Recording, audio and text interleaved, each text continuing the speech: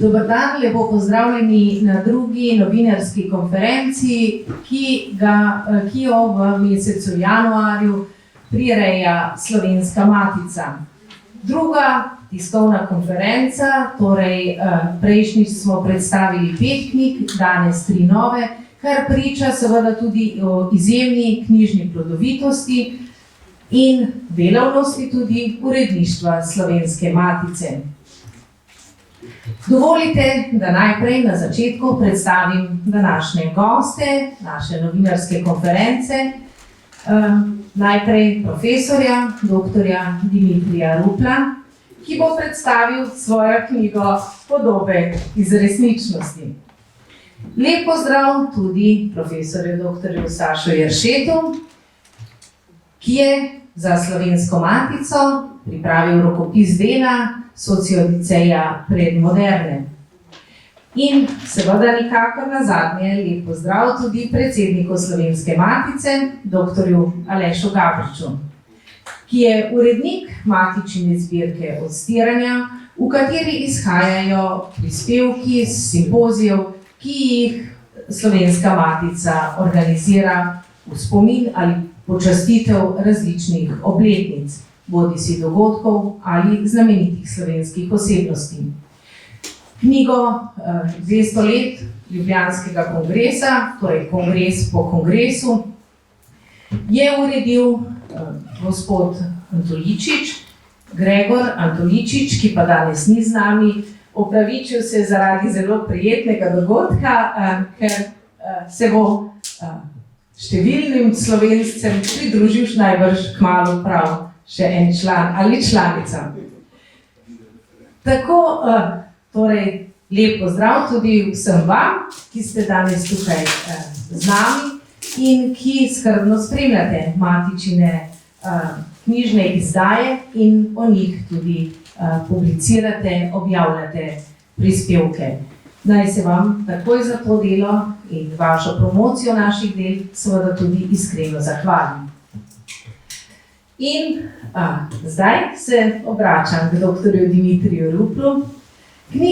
Knjiga Podobe iz resničnosti.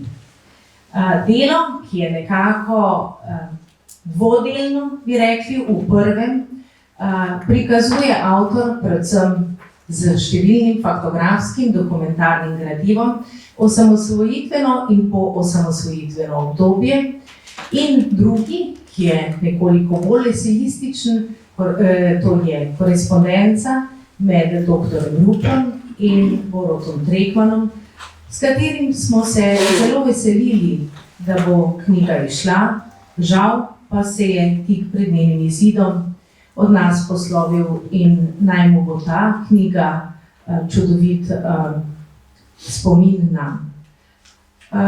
Zdaj pa dovolite, da morda samo še zastavim nekako uvodno vprašanje doktor Ruplu.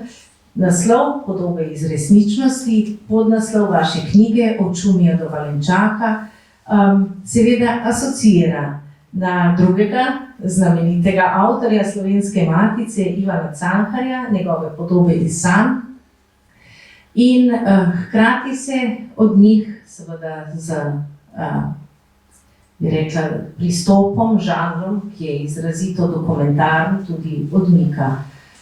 Dotika se naše stvarnosti, naše zdajšnjosti, objavljeno pa je tudi delno gradivo, ki je po 30 letih dostopno in zato sem si ob izidu te knjige dovolila na zavihek tudi zapisati, da je knjiga zelo dragocen dokument, ki bi morala obujati tudi veliko bolj pomen slovenske osamosvojitve v našem šolskem sistemu.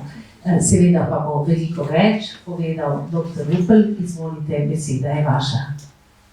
Hvala lepa, gospa Ignacija. Zelo sem vesel, da se me povabili na to konferenco, oziroma da ste mi dali priložnost, da nekaj povem o svoji knjigi. Lahko bi govoril dalj časa, pa bom poskušal biti čim krajši. Zdaj, kar zadeva povezavo s sanjami oziroma razmerjem med sanjami in resničnostjo.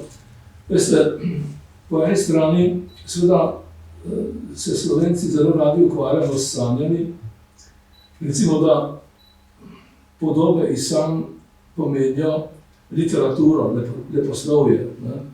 In da podobe iz resničnosti pomenijo non-fiction, oziroma, kot se reče nemško, Sachbücher. V Sloveniji imamo eno čudno razmerje, torej nisem šel štet, ampak po občutku bi rekel, da je leposlovje oziroma belle lettre, ne, poezije, proze, dosti več v knjižnih programih kot pa non-fiction, kot Sachbücher. To je eno od mojih motivov, čeprav seveda, če smo čisto, bi rekel, odkriti in natančni, ne moramo reči, da so Cankarjeve podobe iz sanj izmišljene in da nimajo nobene zveze z resničnostjo, pač imajo kar precejšnjo zvezo z resničnostjo. No, na tak način seveda so, tako rečem, moje podobe z resničnosti tudi, bom rekel, ene sorte variacijama literarne teme in tako naprej, vsaj trudil sem se skrbno pisati. Zdaj, kar se tiče vašega uvodnega opozorila oziroma, kaj ne rečem, pripomb v zvezi z osamosvojitvijo in tako naprej. Jaz mislim, da bi se morali izkoriščati navzočnost enega, tako rečem, profesionalnega zgodovinarja, dr. Gabriča, bi se morali Slovenci najbrž zamisliti nad nekim podatkom. Leta 1848 je išla Zedinjena Slovenija. Zedinjena Slovenija je bila takrat cela kar precej važen dogodek, vsaj v retrospektivi se nam kaže kot važen dogodek, morda bolj kot se ljudem ali pa širši javnosti zdel takrat. Ampak potem smo od leta 1848 do leta 1990 čakali, da bi se prav ta Zedinjena Slovenija uresničila. Ne natančno tako, kot je bila mišljena, malo bolj zedinjena, vsaj upam si to reči. Ampak kaj to pomeni? 140 let čakati, da se neka ideja uresniči. Slovenci smo na nek način počasni pri uresničevanju svojih, bomo rekel, programov, nacionalnih programov in tako naprej. A veste, ko bi, že spet eno tako vprašanje, ena provokacija za zgodovinarje, ali so bile kakšne možnosti v preteklosti, da bi si Slovenci postavili državo pred letom 1990? Morda, če bi Anton Korošec leto 1917 namesto tiste svoje Majniške deklaracije prebral našo Majniško deklaracijo iz leta 1989, kjer smo zahtevali pač samostojno državo in tako naprej. Če bi recimo, to je leto 1917, 1915 leta je vstopila v Prvo svetovno vojno Italija in si s tem kar precej nabrala enega, tako rečem, ozemeljskega premoženja. Ko bi se Slovenci recimo takrat znašli kot Italijani, pa da bi stopili na pravo stran, šli ven iz Avstrije, če bi se to dalo, ko bi imeli dovolj moči, bi seveda bili v Versaju čisto drugače tretirani, kot smo bili. V glavnem, če človek pogleda nazaj, je bila morda kakšna priložnost za to, da se država postavi, ampak te možnosti smo bodisi zamudili, bodisi smo bili preslabi, preslabotni, nedovolj organizirani in tako naprej. Poglejte to zgodovino nesrečno. Prva svetovna vojna se je začela z nekim škandalom, z neko nerodnostjo. Šofer, ki je peljal tega Franca Ferdinanda nazaj, je šel v napačno ulico, oziroma ga tisti guverner ni dovolj zgodaj opozoril, da se mora izogniti temu Gavrilo Principu. Gavrilo Princip je imel tam pred sabo ta avto, šofer se ni znašel, je šel rikverc, ker je šel v napačno smer in takrat je bil krasna tarča za atentat. Pogledajte, recimo, kaj so začetek Jugoslavije. Kako se je ta začetek Jugoslavije zgodil že spet zgodovinarji? Jaz sem zanj slučajno gledal tisto serijo, ko se že reče Dnevnik nekega naroda, ki je Jože Pirjevc pripravil, vsaj deloma. In tam govori Prunk, moj stari kolega, prijatelj, govori o tem, da sicer mislim, da se je malo zmotil, imenuje to pijana noč združitve nekaj takega. Krleža je imenoval pijano noč združitve en dogodek pred 26. novembrom. Prun govori o 26. novembru. Ampak kakorkoli že, ta dogodek je zelo pomemben. Namreč, kaj se je zgodilo? Že spet en škandal. Škorosta ni bilo zraven, predsednika Narodnega vijeća in slovenske večine ni bilo zraven. Pribičevič je to zmahiniral, da so šli takoj v Beograd in so brali tiste potne listine, Korošču zelo veliko zamudo. Že spet en škandal. In če greste gledati našo zgodovino, tiste ključne dogodke v slovenski zgodovini, boste videli, koliko je teh škandalov, nesporazumov, nerodnosti in tako naprej. No, jaz sem si nekaj teh stvari pribeležil, tudi v tej knjigi jih je nekaj navedenih. No, kakorkoli že, ta knjiga ima svojo, da tako rečem, zunanje politično, ali pa če hočete mednarodno pravno plat in domačo ljubljansko plat, podnaslovje od Šumija do Valenčaka. Torej, jaz sem večino svojega življenja preživel v eni hiši tam blizu, kjer je zdaj neka pošastna stavba. Naša hiša je imela takrat 3 nadstropja, ta ima 7, in zapira pogled na grad in tako naprej. No, tam v moji sobi, v našem stanovanju v Gradišču, v Šumiju, smo pisali pismo Mitji Ribičiču leta 80, torej leta 80, ko je umrl Tito in smo začeli s pobudo za novo revijo. Tam smo se sestali, torej ljudje okrog Demosa, okrog naše stranke in tako naprej. Skratka, to Gradišče seveda vedno malo tako bi rekel požgečka, kada dan ga pomislim, kaj se tam zgodilo, kaj se tam dogajalo. Drugi del knjige je pa napisan v Valenčakovi vili. Valenčakova vila, kot doživela je podobno sobo kot marsikatera vila ali pa marsikatera hiša v Ljubljani. Po letu 1945 so jo nacionalizirali, skratka odvzeli lastniku in je tam stanoval predsednik tedanje skupščine Ferdo Kozak. Moj prijatelj Borut Trekman, s katerim sem bil v tisti hiši, tako rečem, konfiniran eno leto, je pogosto hodil v tisto hišo, ko je bil tam njegov prijatelj Primož Kozak. Primož Kozak je bil sin Ferda Kozaka, perspektivaš in tako naprej. In je obiskoval tisto hišo in je imel najbolj lepe spomine. Tisto hišo, Valenčakovo vilo, ki jo je potem po Kozakovi smrti so jo naseljevali različne inštitucije, nenadoma po osamosvojitvi je bila, da tako rečem, na razpolago. In jaz sem takrat se znašel in sem rekel, to hočem pa jaz imeti za ministrstvo za zunanje zadeve.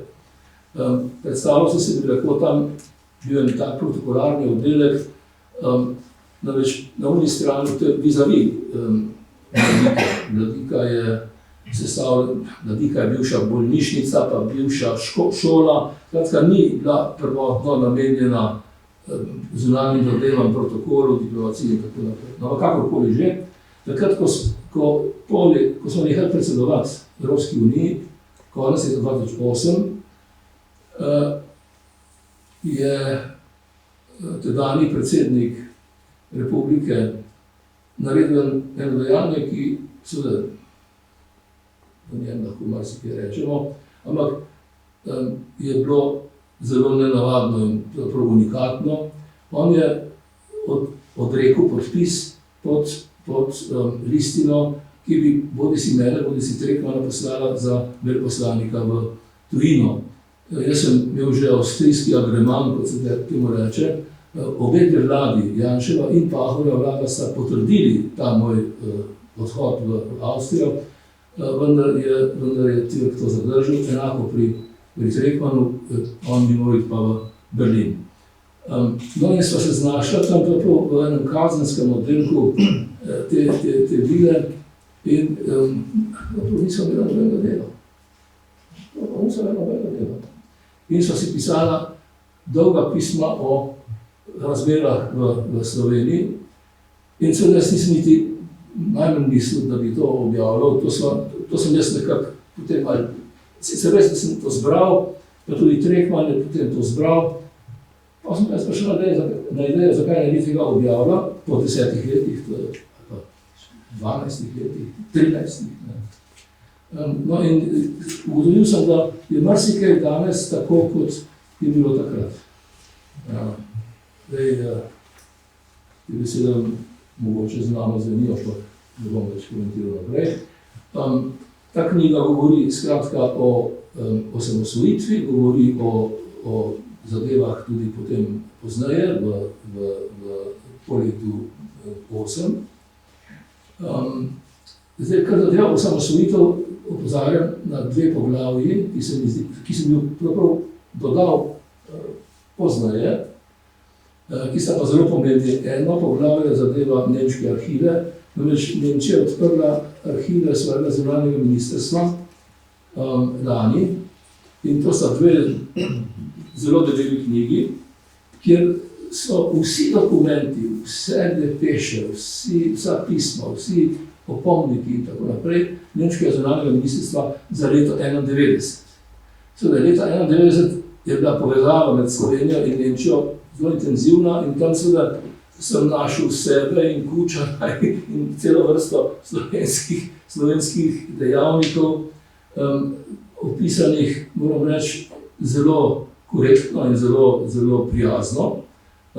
Tako da zdaj zgodovinarji ne bojo mogli zanikati določenih stvari, če bi jih želeli zanikati. Tako da, torej, tisti del je zelo zanimiv in potem pa še en del, ki je tudi, po mojem prepričanju, zanimiv, to so pa tudi arhiv Bele hiše in sicer so ravno podobno obdobje, oziroma leto 90 in 91, ko se ameriški predsednik Bush pogovarja, to je stari Bush, se pogovarja z vsemi mogočimi evropskimi državniki in vsem postavlja eno isto vprašanje, kaj se dogaja v Jugoslaviji, kaj je zdaj to? Ali je to etnični prepir, ali je to boj za svobodo. Njemu ni bilo to jasno, pa sem jaz bil leta 92, konca 92 v Beli hiši, v delegaciji Srednje evropske iniciative in sem imel priložnost Bushu razlagati razmere v Jugoslaviji s posebnim ozirom na Sarajevo. Jaz sem ravno vrnil iz Sarajeva in sem tudi doživel tam grozne stvari. Torej, leta 92 veste, da se je začela okupacija Sarajeva, srbske enote so bile parkirane okrog Sarajeva, so streljali noter v mesto. Največji škandal je bil to, ker so streljali na čakajoče za kruh. Skratka, grozna zgodba in Bush je hotel, da mu prepotujem vse natančno in sem mu govoril pol ure, najmanj pol ure, sam in so moji kolegi molčali, to je bila pač en zgodovinski trenutek, ko je Slovenija bila zelo, tako rečem, slišana. Slovenija je bila slišana, so nas poslušali, predvsem zato, ker je bilo v Jugoslaviji takšno stanje, kakšno je bilo. Ampak tudi še potem, da se spomnim, da se spremljal dr. Drnovška na njegovi turneji pozneje, leta 1999. Torej, potoval je in govoril po različnih ameriških univerzah, vse povsod veliko zanimanje. Skratka, ko že veš, jaz tu pa tam, zdaj se bom poskušal zaustaviti, tu pa tam pogrešam pri naši zunanji politiki večjo odmevnost. Mi smo bili odmevni zaradi tega, ker so bile zgodovinske razmere takšne, o tem ni nobenega dvoma, ampak seveda v diplomaciji in v zunanji politiki se treba truditi se dan sproti s tem končanjem. Hvala. Najlepša hvala za izčrpno predstavitev knjige. Ne dvomim, da bodo tudi še kakšna vprašanja. Seveda pa bo knjiga predstavljena tudi samostojno na našem knjižnem literarnem večeru.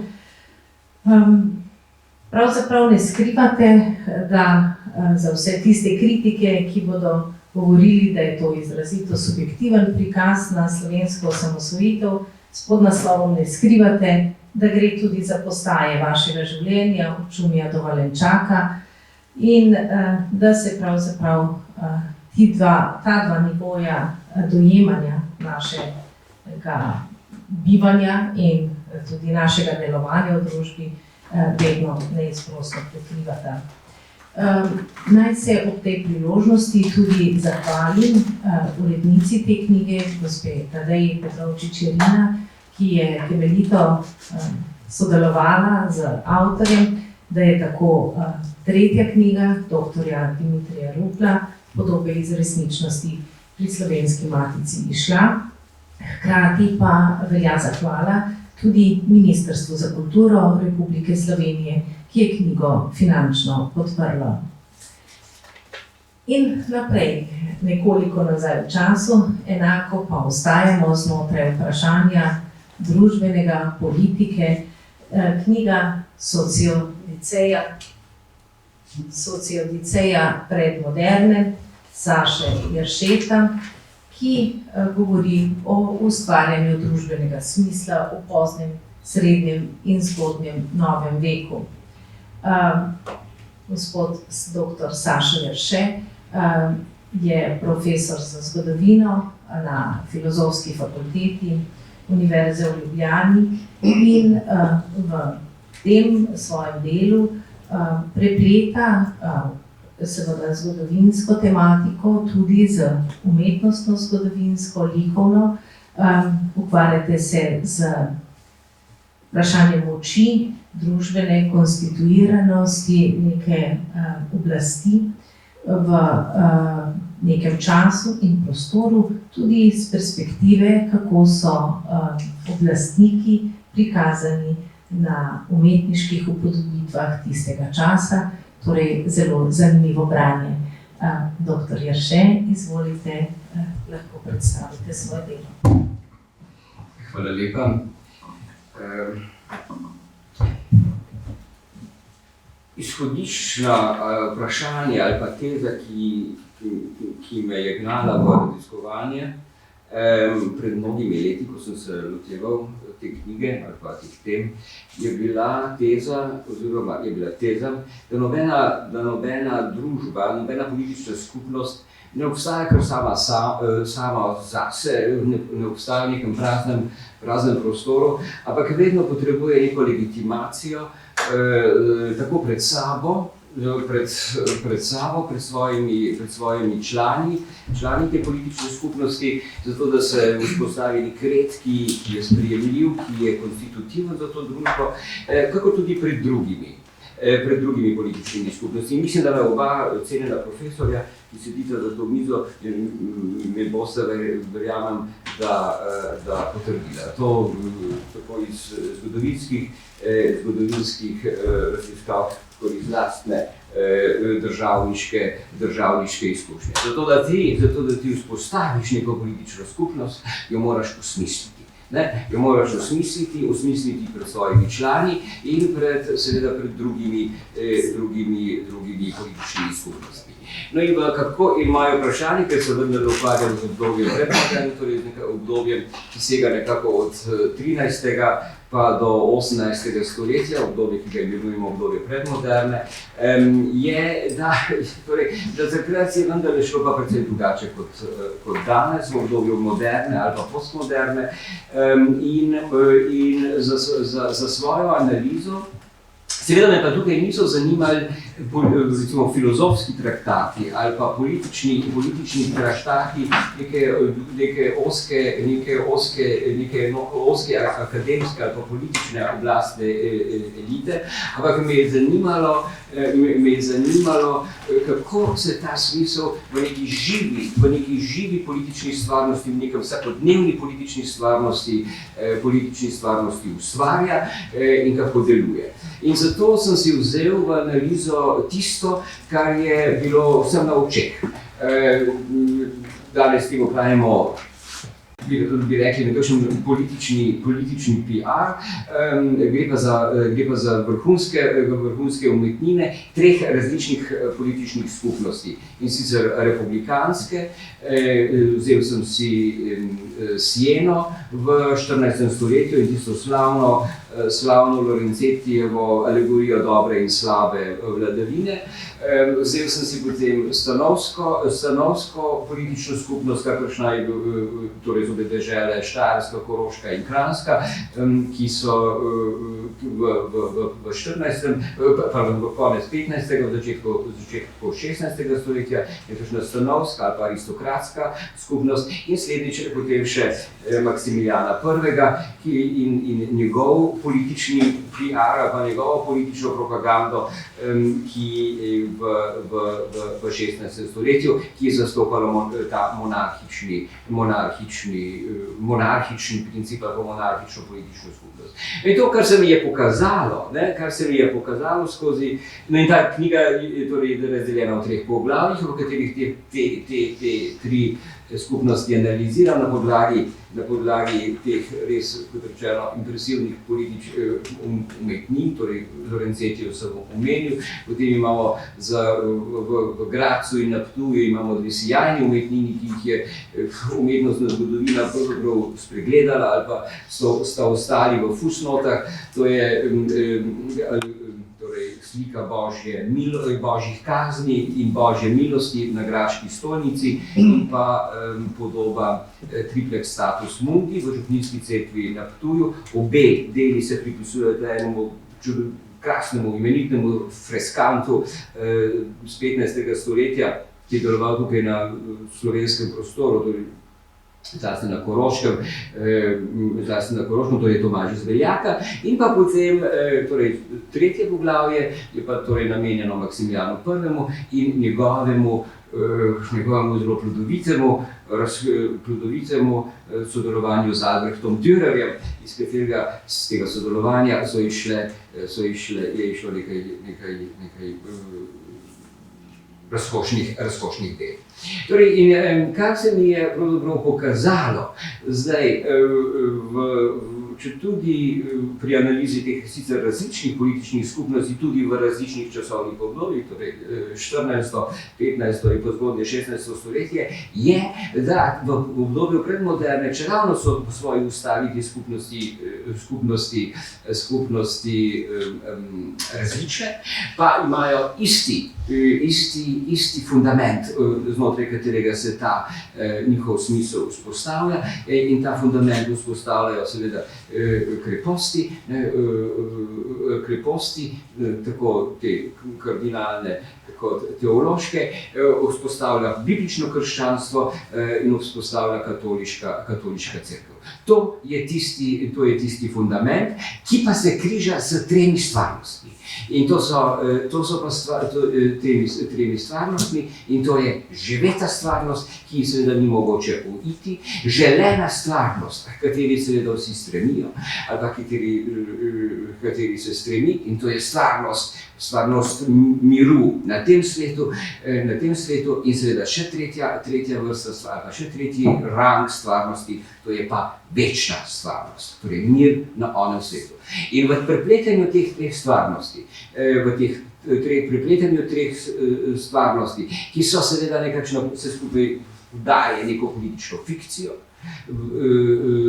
tej prepletanju teh treh stvarnosti, da je sam imenujem sociodiceja, torej prostor, v katerem se vzpostavlja smisel skupnosti, smisel, s katerim se družbe torej usmišljajo, same živijo, si dajo svojega življenja in s katerim pravzaprav tudi pred drugimi opravičujejo svoje življenje.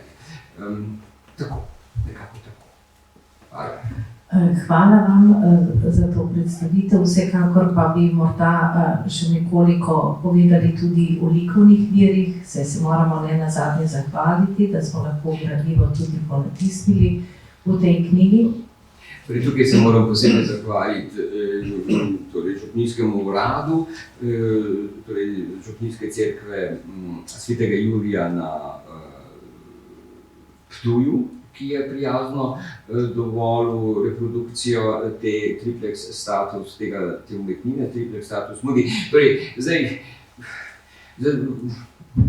Torej, niti študenti umetnostne zgodovine verjetno ne vedo veliko kaj o tej knjigi, o tej sliki, ampak gre za res, poudaril, gre za res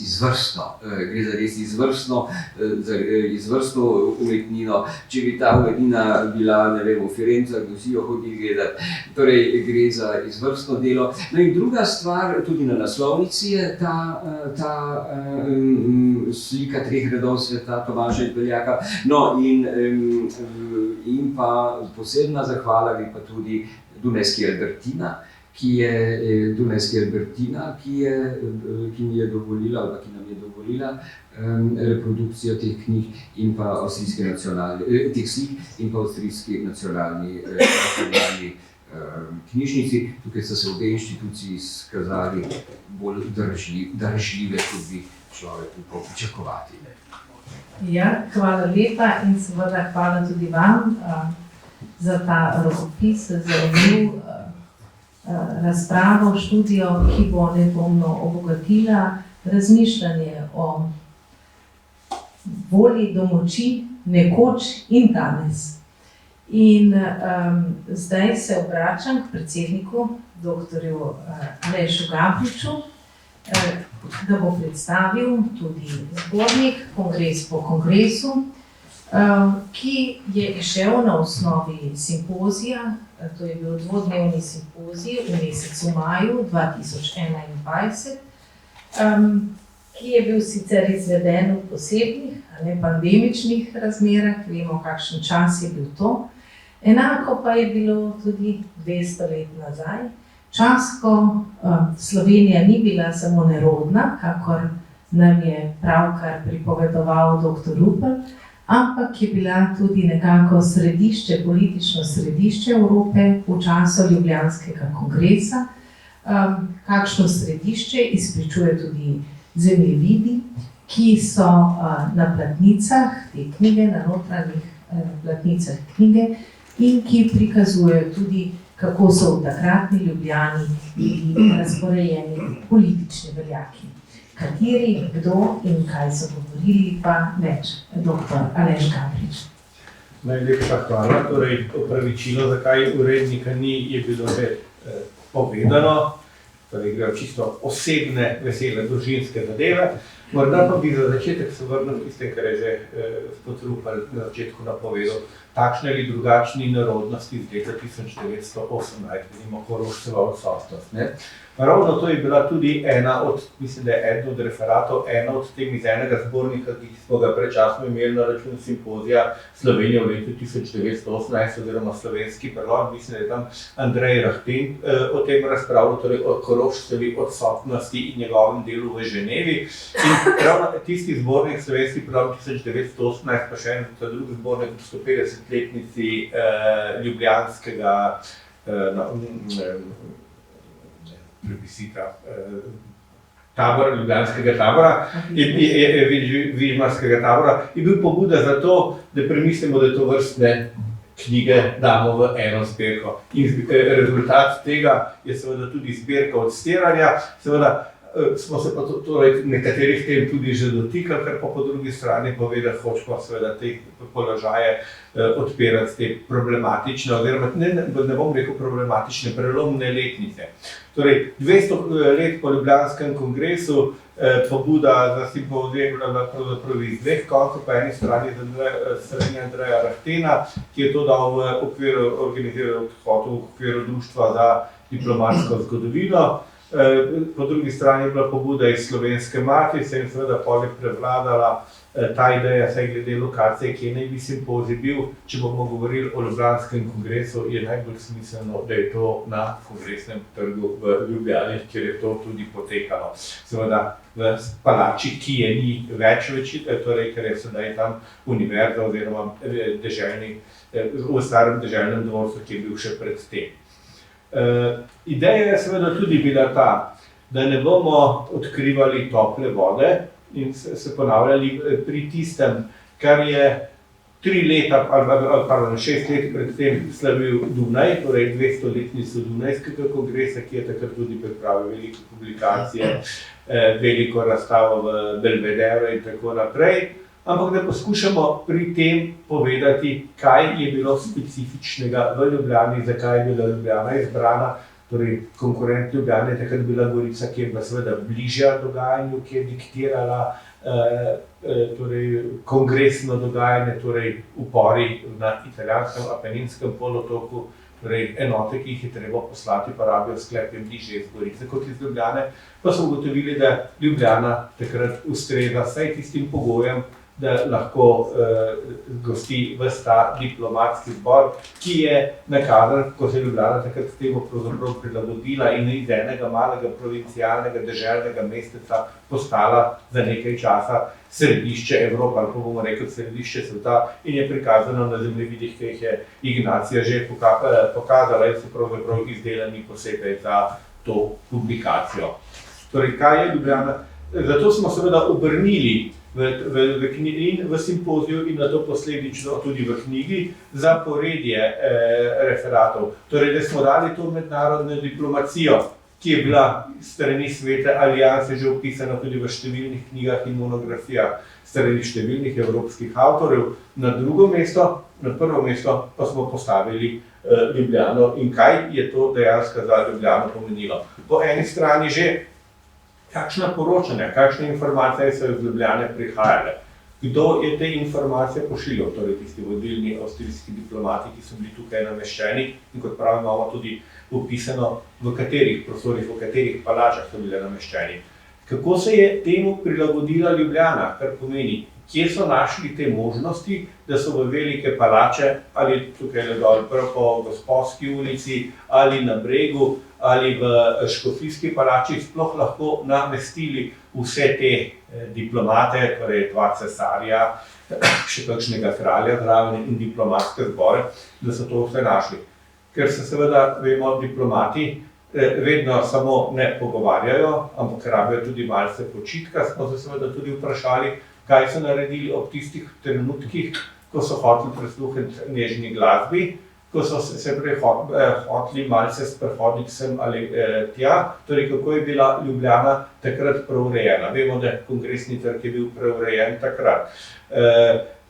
Ali pa do idej, kako naj se Ljubljana počasti, da si je cesar izbral Ljubljano za tovrstni velesvetovni dogodek. Imamo seveda tudi na koncu tega uvodnega bloka v tem delu še spomenik iz arhiva Kongres in njegov neuresničen obelisk, ko so Ljubljančani začeli zbirati denar, zato da postavijo en obelisk v čast kongresa, pa je na to cesar svoj tudi pristavil denarno, seveda, ampak dodal, da je to proti slavljenju, ampak da ne za kaj koristnega porabijo in kar je bilo takrat za Ljubljano najbolj aktualno, da je raj za izsuševanje ljubljanskega barja, bolj koristilo Ljubljani in Ljubljančanom. Torej, da velikim spomenikom se včasih lahko malce predstavimo to v kasnejši čas,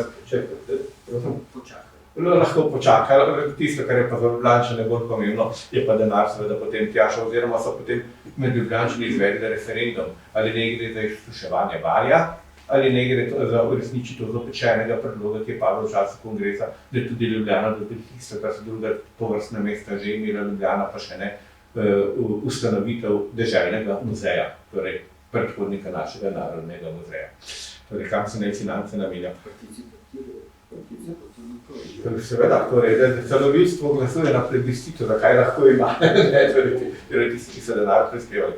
No, in v drugem bloku je potem ta diplomatski del, ki se tiče Ljubljane, zopet ne celotna seveda diplomacija, ki pravi, da je že orisana v številnih mednarodnih ali pa zbornikih ali pa monografijah o samem pomenu Svete alianse, ampak tisto, kar je specifično zopet bilo za Ljubljano, kjer imamo iz pisem, denimo iz Genca, torej Friedricha Genca, torej tajnika Metternichovega iz Ljubljane, ker pravzaprav včasih lahko vidimo še kakšno pohvalno oceno vmes za Ljubljano, da če so se na prejšnjem kongresu v Opavi, ki se jim je zdela zopet kot deželno glavno mesto dolgočasna, majhna, zaspana, da je pa Ljubljana le nekako in klimatsko, čeprav so pričakovali, če so v januarja prišli, da bojo prišli v tako mesto, ko se ga še mi spomnimo iz svojih študentskih let, ko smo tisti, ki smo jih prihajali ven iz drugih krajev v Ljubljano, smo rekli, da Ljubljana je tisti kraj, ker oktobra sonce zaide in nekje marca, aprila zopet vzide.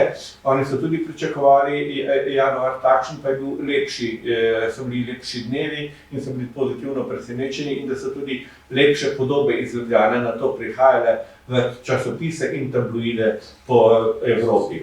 In v zadnjem delu seveda še oris tega, kje se še kaj da, kar zgodovinarji že poznajo ali pa ne poznajo, pripisati, najti o Ljubljanskem kongresu. Dunajski dvorni arhivist je napisal, dal prispevek o arhivskih verih o Ljubljanskem kongresu, torej v Dunajskem Haushofen-Schwarz arhivu. In potem Andrej Rahten je prispeval analizo, kaj je pravzaprav že v tej znanstveni literaturi do zdaj o tem kongresu ali po Sveti aliansi že bilo v enem takem delu, v številnih delih že zapisano, ali pa prispevek o kako je to odmevalo v slovenski literarni produkciji tako ali drugače, ker so se seveda vsi se do tega dogodka tako ali drugače spominjali. Torej, knjiga je na to, bom rekel, ni bila razporejena več, Gorenik se odločil, da naj bo kar enotno zaporedje, da naj bi to ločevali na posamezne, bom rekel, večje sklope, večje bloke. Vsekakor mislim, da je uspelo nam zajeti to specifiko, da nismo ponavljali ugotovitve Svete alianse in njenih kongresov, kar je v mednarodno-diplomatskih delih že navedeno, ampak da prinaša tisto specifiko, ki jo je ta mednarodna diplomacija in takšen kongres prinesel tudi nadaljnjemu razvoju Ljubljane. Hvala. Lahko jaz nekaj vprašam? Ja. Torej, jaz nisem bral tega zbornika, se opravičujem. Ali kateri od avtorjev kaj razlaga te lokacije, kot so Ruski car pa Cesta dveh cesarjev? Deloma, se pravi, to je,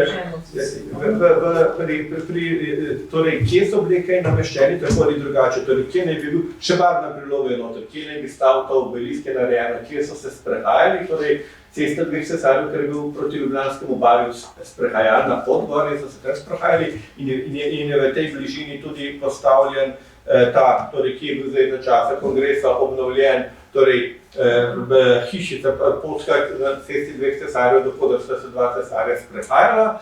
In seveda potem ta namestitev, kje je bilo kaj komu popularno in kje so bili, je pa na zemljevidu s temi lokacijami prikazana v zemljevidu, s tem, da so seveda te barve dvorov tako ali drugače poenotene z barvami držav na zemljevidu Evrope, da se vidi, kakšen del Evrope je bil udeležen tukaj in kje v Ljubljani je bil nameščen. Torej, prek tega članka, ki ga je prispevala Metoda Kemperle, arhitekturna podoba Ljubljane in stavitvene možnosti, in pa se seveda še deloma v prostem času, torej ta spomenik iz arhiva, so te stvari navedene, in pa še kakšen članke, ki se iz teh dnevniških zapisov in torej Genca, torej sekretarja, ali pa kapodisterja za zunanjega ministra, torej da se še iz teh dnevniških zapisov ali spominskih utrinkov se to deloma najde notri. Zakaj sem to vprašal? V Ljubljani je bil leta 1992 na obisku ruski zunanji minister Kozelj. In zmenili smo se na protokolu, da bi ga peljali tudi v gostilno Ruski hrad. In to je bil zelo zanimiv in zelo zabaven dogodek. Jaz sem šel z njim, ampak tista gostilničarka oziroma lastnica, ali kaj že bila, je hotela z njim na samem govoriti. A to bilo... Skratka, hotela z njim na samem govoriti. In potem je on prišel ven in se je tako, kaj ne rečem, nasmihal malo, ko je slišal eno štorijo tam v gostilničarke. Malo je bil, malo je sumljivo, malo tako ganljivo je reagiral, pa sem ga sprašal, kaj pa je, ker ne morem o tem govoriti, te intimne stvari. Skratka, očitno, seveda v času Ljubljanskega kongresa se je tudi na tem ljubezenskem področju kaj dogajalo. Tega mislim, da v knjigi ni, in to, kot sem do zdaj slišal, sam prebral, še nisem nikjer zasledil, da bi bilo kje potrjeno, je pa znana tista urbana legenda, da naj bi ruski car rad v svojih sprehodih ali pa jahanju veliko okoli hodil. On je bil tudi, mislim, da je nekje tega ni opisano je pa v knjigi tudi to, da je okoli hodil in da je bil pristen stik z ljudmi, da je prihajal sam brez strane šol, da ga tudi prepoznavali niso. Urbana legenda ljubljanska, ki pa ni tudi tukaj nepotrjena, niti nikjer nisem nasledil, to je bilo takrat še v družina, mislim, da so bili Sundera, kar so bili tisti kasneje še zdravniška, in urbana legenda pravi, da so bili otroci torej iz takratnega časa zbajede zelo podobni ruskemu carju. Ampak to so zgolj urbane legende, seveda, ki tukaj nimajo potrditve, navedeno pa je to noter, da je ruski car zelo rad hodil okoli in se tudi, kar je bilo po svoje presenetljivo, neposredno pogovarjal z preprostimi ljudmi, torej mimo protokolarnih zadržkov. Bil vsaj čeden, Ja. sodeško podobo. No, če ga primerjamo takratne dva carja, bi večina stavila na ruskega, ne na avstrijskega, priznajmo. Ja, hvala lepa tudi za te podrobnosti, zanimive. Delo zbornik je prispevke vanje prispevalo 18 avtorjev, tako da nedvomno je Ljubljanski kongres obdelan zelo različnih perspektiv in pogledov. Tudi med drugim recimo se omenja prva znanstvena monografija o Ljubljanskem kongresu novinarja in pravnika Baltazarja Vladimirja Šenka iz leta 1944. In dr. Rupel, če niste brali, pohvaljeni ste v tej knjigi, da šele Dimitrij Rupel je Šenkovo študijo v učbeniku za študente prava iz leta 2009 uporabil kot eno od izhodiščnih del o mednarodnem položaju Slovenije.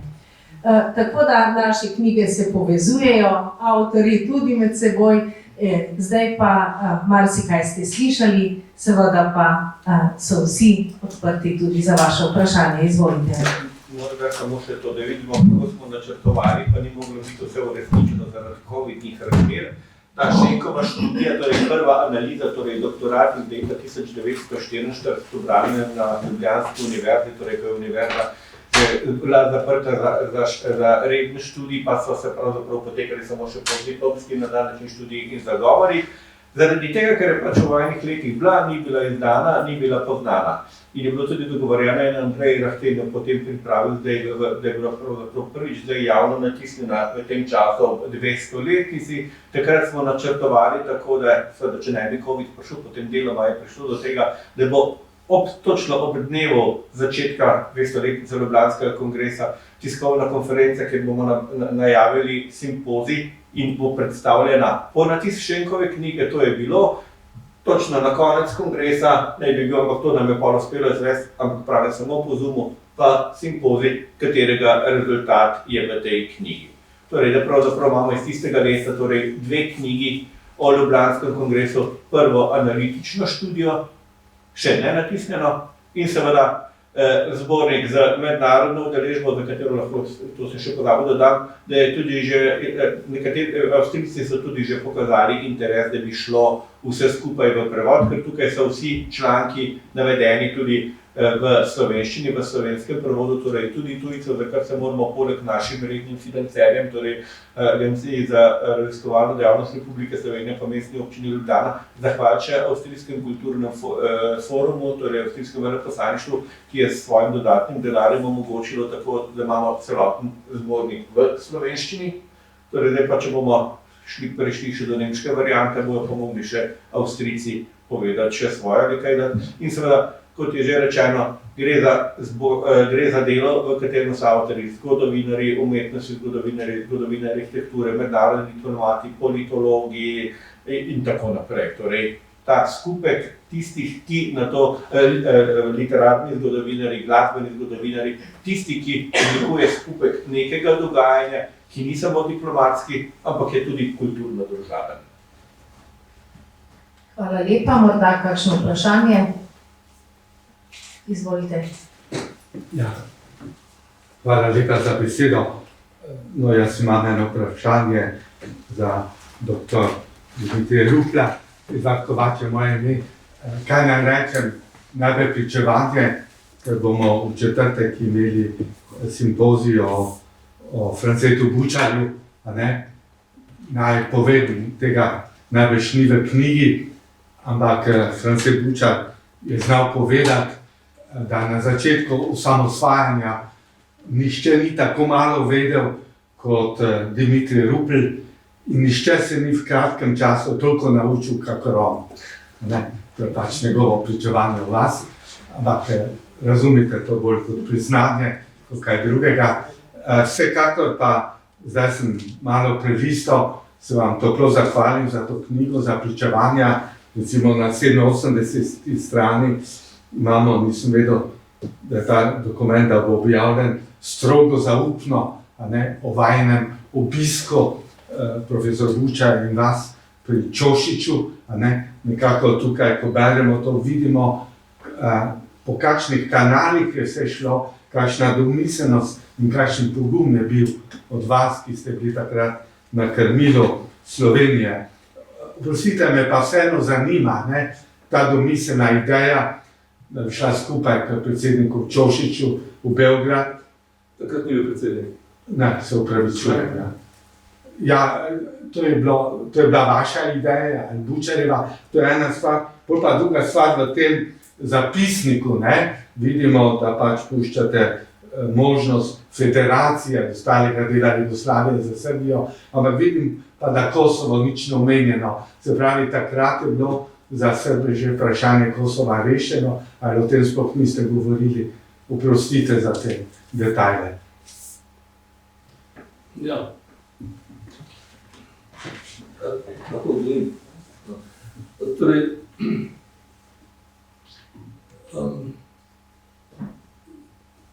jaz sem bil v tistem času še vedno zaskrbljen, gre za avgust 1991.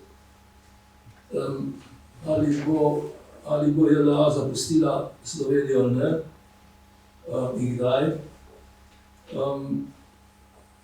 In še vedno nisem bil čisto prepričan, da so Srbi oziroma Beograd, da je sprejel poraz v Sloveniji,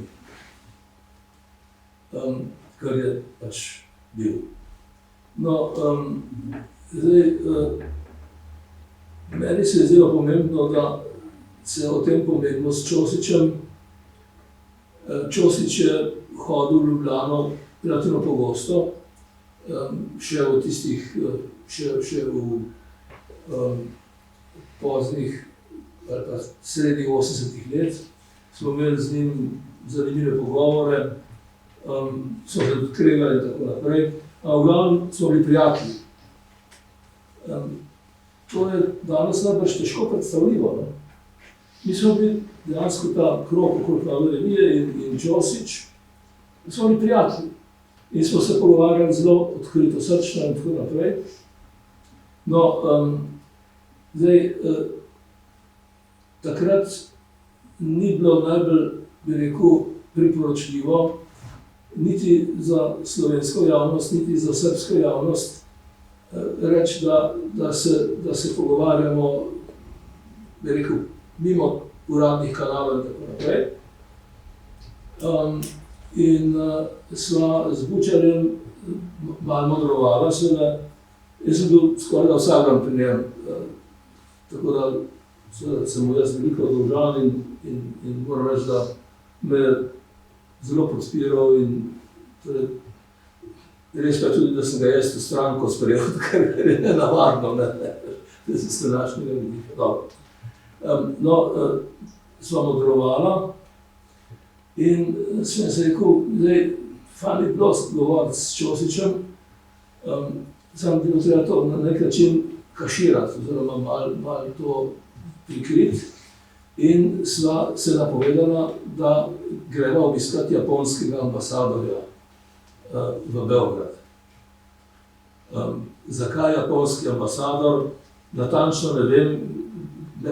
Mislim, da nek razlog je bil, zakaj je ravno japonski, ampak se sem, on ni mogel priti v Ljubljano, ali kako že. No, skratka, mi pa sva vzela tisti naš ta-mal avion, Learjet, in se odletela v Beograd in šla gor k Ćosiću, njegovo hišo.